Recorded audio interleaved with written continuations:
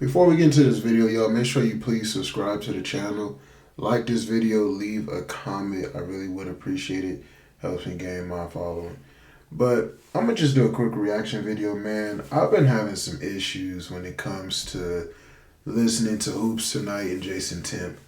Because it just seems like over the last year, he's just flipped the script on what he pretty much set as a standard when it came to basketball, his beliefs, and of course his GOAT debate. But for some reason, when it comes to LeBron James and the Lakers, it just seems like he just has done a complete 180. I'm under the belief that because he's under Colin Cowherd, there's obviously some Clutch Sports thing going on where he's most likely being auditioned by Clutch Sports and can possibly be one of their clients. But everything, of course, that I'm saying is alleged. But he says something here that's actually pretty interesting to me, and it kind of key in on some of the points that I always like to lay out. So I'm going to go ahead and watch this video, and then we're going to, chime in. The question that he's asked right now basically is the LeBron versus Jordan GOAT debate. So let's listen to what he has to say. You might see a team like Oklahoma City look to do as well. Not related to preseason, but you recently said LeBron's argument for being the GOAT is his longevity, and that MJ has a better peak for sure. How are you so sure about MJ's peaking? Okay, so first of all, before he even gets through his question, since when did longevity become argument for the GOAT debate? Like, when has anybody ever been like, wow, this player played 25 seasons. He has to be the greatest of all time. It's never happened. It only happens because it's LeBron and people act like they're oh so mesmerized. But even then, let's stick to age and not how many years you played, because LeBron did get a luxury of not having to go to college for 2 or 3 years like players in the 70s and 80s and 60s had to do. So that's a reason why he's 20-something seasons in, but still 39 years old. Anyway. Higher. If your argument is only 6 and 8 years, that is more of a team stat. That's kind of the point. Like, MJ's peak is clearly more dominant in terms of the actual accomplishments of him and his basketball team. The best individual basketball player that I have ever personally watched was 2018 LeBron. He was crazy, insane, nonsense. If the best individual basketball player you ever seen was 2018 LeBron, then you just haven't seen much basketball. That's basically it. But when you talk about MJ's peak, you see how they word it? The way these things are worded, like he says MJ's peak specifically. What exactly do you mean by that? I'm going to let you continue, but what exactly do you mean by that? Is basically like Luka Doncic as a surgical half-court shot creator. The best individual basketball player that I have ever personally watched was 2018 LeBron. He was basically like Luka Doncic as a surgical half-court shot creator who could pass every single read, who could make every single shot from every single spot on the floor. But he was also one of the best athletes in the league who brought a ton of downhill rim pressure, which is something that Luka doesn't bring. And at that phase into his career, LeBron was still able to leverage himself as a defensive player at a level near the top guys in the league when he needed to. That's exactly what I'm saying. Leverage himself as a defensive player. What exactly does that mean? Are you saying he was a great defensive player in the league? Are you saying that he should have won Defensive Player of the Year? Are you pretty much saying, when you use the word leverage, that sometimes he played defense, sometimes he didn't? Okay. Well, you said this is the best player you've ever seen in 2018. So you're saying the best player you've ever seen picked and chose when he played defense? Is that what you're going for? Okay, so that's what I mean. Like, that's a wishy-washy standard, because it sounds like that's what you're saying. And if that's what you're saying, that's a wishy-washy standard, especially when you say it's the best season of all time, basically. One would have a better argument saying the best season of all time that you ever seen was the 96 Bulls and the 96 Jordan, because he took that team to 72-9. That would make 72-10, I'm sorry. That would make more sense. Or even if you wanted to have an argument for 92 or 93 Jordan, it would just make more sense to me. Because what it sounds like here is that you're talking about a player that wasn't even a two-way player. We know for sure Jordan won Defensive Player of the Year, right? We know that he won MVP that season, right? So what exactly are you getting at, sir? LeBron wasn't really even in MVP conversations. If I remember in 2018, James Harden won it, if I remember correctly. I think LeBron might have been in the conversation somewhat, but not really actually there. And another thing, you say he was basically Luka Doncic. Maybe you're saying that because you're trying to compare it to younger players. I mean, younger people who watch basketball, and currently Luka's the hot topic. But when has Luka has ever been any standard when it comes to winning a championship? Like, when has Luka ever been the standard of winning or domination in the league? He had a great run last year, and trust me, this is no shade on Luka, but even comparing him to Luka, Luka lost. And on top of that, Luka got exposed by not playing defense and basically arguing with the refs all playoffs and all finals long. It really exposed a hole in his game. So what exactly are you trying to say? Because you're not the first person on here to say LeBron had a great, season in 2018. And don't get me wrong, it was great. It was awesome. Was it one of the best I've ever seen? No. Honestly, it looked like it was just filled with drama. He didn't win a championship. And if you're going to talk about his playoff stint, who did this man play?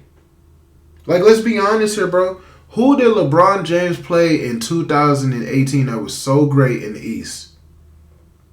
Because most of the main players, i.e. like Paul George, Derrick Rose. First of all, Derrick Rose played with Bron that year. And then Paul George got sent to the Thunder. So most of the main stars / superstars in the East weren't even playing. You had players like Giannis and Jason Tatum. They were babies, kids, youngins. Kawhi Leonard wasn't there yet. The West was totally dominant. You had the Spurs, but I think Kawhi got hurt that year, and he asked for the trade the year after. Then you had the Houston Rockets, and then you had the super team in Golden State.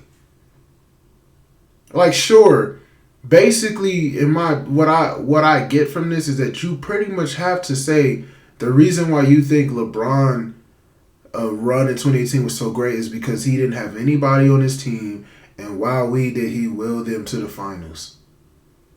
Well, that's, first of all, a lie if that's the case, because he had Kevin Love, he had Tristan Thompson, he had J.R. Smith. He didn't have Kyrie Irving anymore. He went to the Celtics, and by the way, was hurt in the finals in the playoffs when they played. But if you're going to big up LeBron for getting to the finals that year, who did he play? DeMar DeRozan's Raptors? That was the best team. Who else did he play? The Celtics? Without their best player in Kyrie Irving? Jason Tatum, a rookie? A rookie that season. He pretty much had an easy cakewalk. He was the only superstar in the East at that time. And basically could cakewalk to everybody just by being a superstar. And don't get me wrong, LeBron was a top 3 player. He probably was the best player in the league that year. Could have been. It was between like him, Curry, Durant, Harden and shit. But he was there. Probably the better than all of them. But he didn't put up some Herculean performance. No. He had a pretty comparable roster to what his conference had.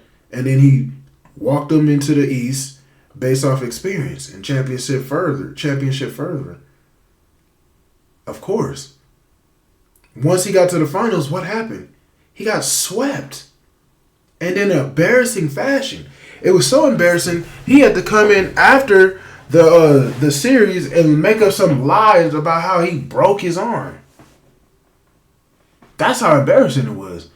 So I don't really see where you're talking about, like, what, he was a great floor general? So basically, the greatest basketball player you ever seen of all time was based off of how he was as a floor general for that season, and really only played defense in certain moments when it mattered. So that just was never the standard for me, and I don't think it's the standard for most people who have the GOAT debate. You're either a two-way player or you're not. Not when you feel like it. When did that become a thing? When I feel like it, I can be a two-way player. What? When did people start winning championships off of when they felt like doing something? You did it all season long because it built up the repetition that you needed and the chemistry that the team needed to get where you needed to go and for them to trust you 1,000% in key moments when it matters. That was the best basketball player that I've ever seen personally. But that team lost in the finals in large part because the team had a lot of limitations and there's a lot of subjectivity there. It's hard to argue with 6 championships in 8 years with respect to what was going on in the world of basketball at that point in time. You're not going to be able to argue LeBron's peak beyond the realm of subjectivity. So, like, that's the thing. Yeah, do I... 6 championships in 8 years. I'm not saying Tim said this because I think that was a part of the question, but, bro, he retired for one season and came back like a week before the end of the last season. So that's basically 2 seasons he didn't play. So it's really 6 championships in 6 years, not 8. But anyway. I'm also a big believer that basketball players are always getting better. Like 2018, LeBron's the best basketball player I've ever seen. I have a feeling I'm going to see a player that I think is better at some point in the next 10 years. But it's not going to be because LeBron wasn't the best player in the league at the time. It's going to be because basketball players keep getting better. Just look at how much better the shooting is now compared to where it was. Guys are better at shooting further away from the basket. Guys are better at shooting off of more complicated dribble combinations. Is that true? Guys, is that really true? Can you really sit here and say guys are better shooters? Like, there's a difference between saying that they're better shooters and they're allowed to shoot more in the league this time of age. And in this league that we currently live in, yes, you can jack up 10 threes a night. 8 threes a night. You just couldn't do that then. Basketball wasn't designed around shooting 3-pointers. I'm not saying it's a good or a bad thing. All I'm saying is it's 2 different NBAs. But to say that they're better shooters, why? Because they make more shots? Well, they take more shots. Why do they take more shots? Because they're allowed to. So I don't know if that makes any sense. It just doesn't make any sense to me. As a league, we're getting so much better at advanced passing reads, advanced pick and roll shot creation. We're getting better defensively as well. Like, the league is just getting better. Basketball players are getting better. He's getting better on defense? What? Sometimes people just say stuff just to say it, man. This is stuff I'm talking about, though. Like, I really can see the clutch sports coming off this man. And it's kind of, sad to say. It's like, it's clear that you're either a part of clutch sports now or auditioning to be a part of clutch sports, allegedly. But it doesn't make any sense because he literally said a few months ago, and this is when I figured this out. Bro said that LeBron James and Anthony Davis was the only defensive players on the Lakers when he was breaking down the Lakers going into next season and why they lost to the Nuggets. And I'm like, what? Since when did LeBron James start playing defense? Be honest with yourselves, guys.